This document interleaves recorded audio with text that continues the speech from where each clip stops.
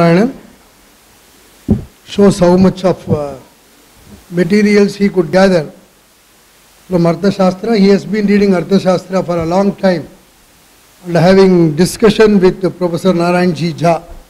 On the website we can see his photo with Professor Narayan G. Jha of Kanchipuram, presently with the Chandrasekharendra Saraswati Vishwa Mahavidyalaya. And from his short CV we can find that he is interested and he has done a lot of work in so many branches of Sanskrit literature, inscriptions, archaeology, then original contribution of writing verses on different deities including the Acharyas of Kanchimat, and also on Kavya and other subjects.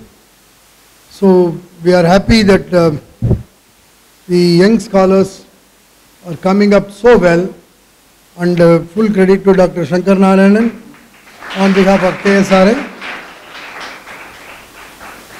And for some of you who could not follow Sanskrit, he first started with defining what is Arthashastra and even who is Kautilya, but it should be better called Kautilya. There is an article in JOR, whether it is Kautilya or Kautilya, why it is so. And then the predecessors of Kautilya, and how he has described the construction of cities, villages, palaces, harems, and also the protection of human beings from snakes, animals, and so on.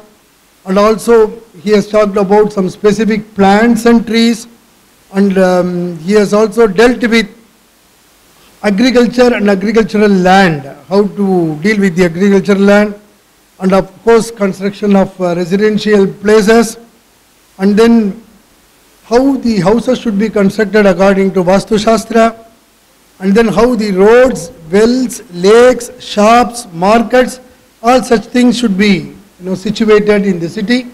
I think he did not deal with the Akarasa, that is the Swarna and other metals, how to extract the metals from you didn't talk about it because it is beyond his topic.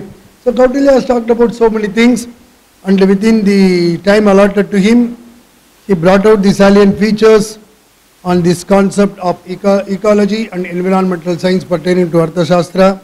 Thank you, Professor Shankar Narayanan.